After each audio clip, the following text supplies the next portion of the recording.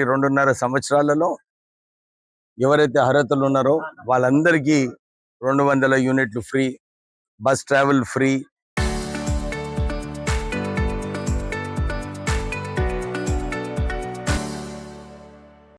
మనకు రాజీవ్ ఆరోగ్య స్కీమ్ కింద 10 లక్షల వరకు ట్రీట్మెంట్ ఫ్రీ. ఇంకా ఎక్కువ ఖర్చు అయితే వాళ్ళకందరికీ సీఎం రిలీఫ్ ఫండ్ కూడా ఇప్పించడం జరుగుతుంది. కానీ ఇప్పుడు ఫ్లాగ్షిప్ ప్రోగ్రామ్ ఉన్నదంటే అది ఇందిరమ్మ ఇల్లు. ఇంతకుముందు కాంగ్రెస్ ప్రభుత్వంలో హయాంలో కూడా అప్పుడు ఇందిరాగాంధీ గారు గరీబీ హటావు అని చెప్పి పేద ప్రజలకు అసైన్ భూములు ఇచ్చి ఇల్లులు కట్టించడం జరిగింది. తర్వాత మళ్ళీ 2012లో కూడా అప్పుడు ఇందిరమ్మ ఇల్లులు అని చెప్పి అందరికీ ఎవరైతే అర్హత ఉందో వాళ్ళందరికీ కూడా అప్పుడు ₹1,00,000 వరకు ఇచ్చి ఇందిరమ్మ ఇల్లులు కట్టించడం జరిగింది. ఈసారి మంచిగా కట్టుకోవాలి, 600 స్క్వేర్ ఫీట్లో కట్టుకోవాలి, 5 లక్షలు ఇద్దాము అని చెప్పి ముఖ్యమంత్రి గారు ఒక కంకణం కట్టుకున్నాడు. దాని ప్రకారంగానే రాష్ట్ర వ్యాప్తంగా 4 లక్షల ఇల్లులు కట్టించడం జరిగింది. ఈరోజు చాలా సంతోషం. ఎందుకంటే ఇక్కడ దేవులవాడలో ఈ మార్మూరు గ్రామంలో ఎవరు ఊహించలేదు, సొంత ఇల్లు కట్టుకుంటామని ఊహించలేదు. వీళ్ళకి ఒక మంచి అవకాశము ఈ ఇందిరమ్మ పథకం ద్వారా లభించింది.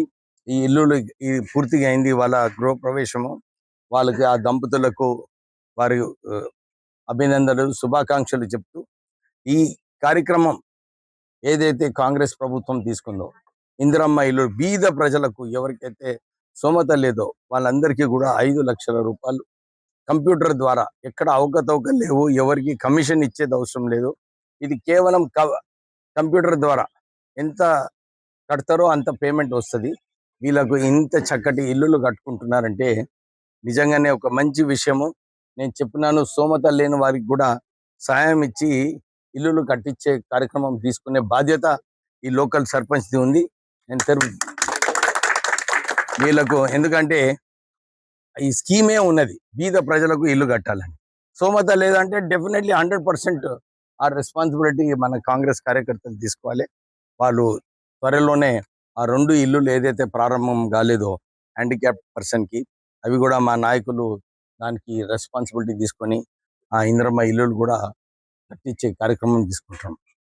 ప్రజలు ఏదైతే ఊహించలేదో, సన్నబియ్యం ఇస్తారనుకో అని అనుకోలేదు ఎవరు కూడా.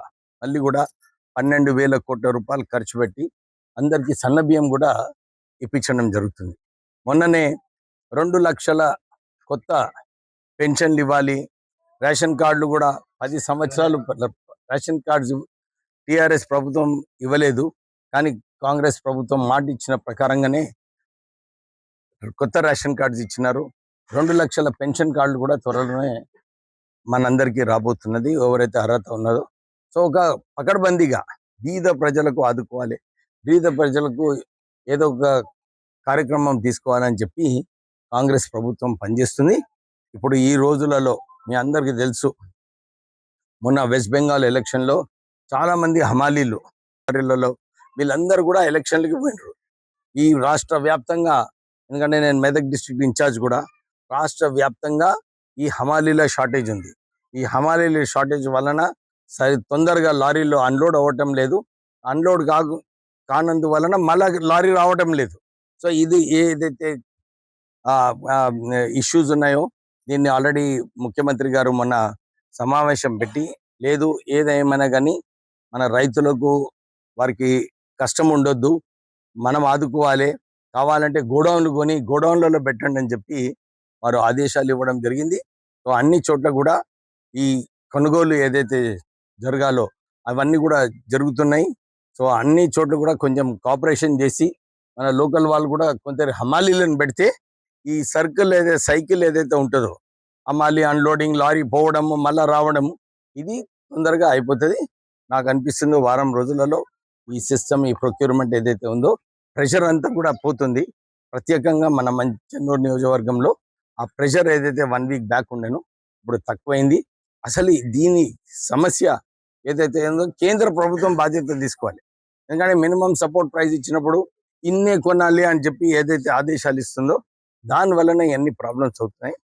అన్లిమిటెడ్ కొనాలి అని చెప్పి కేంద్ర ప్రభుత్వము ఆ ఆదేశాలు రాష్ట్ర ప్రభుత్వానికి ఇచ్చి నిధులు కేటాయిస్తే రైతులకు ఎక్కడ కూడా నష్టం ఉండదు.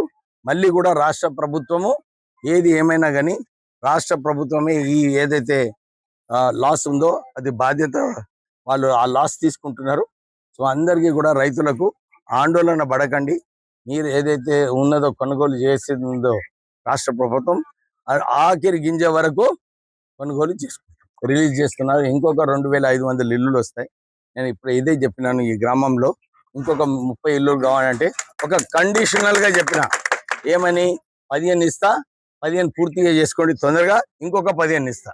సో ఎవరైతే తొందరగా ఇల్లులు కట్టుకుంటున్నారో ఆ గ్రామంలో మాక్సిమం ఇంద్రమ్మ ఇల్లులు శాంక్షన్ చేస్తా. సో ఎవరు కూడా మాకు ఇల్లు కావాలి అనుకుంటే, మీరు అర్హత ఉంటే మీకు మేము ఇల్లు ఇస్తాం.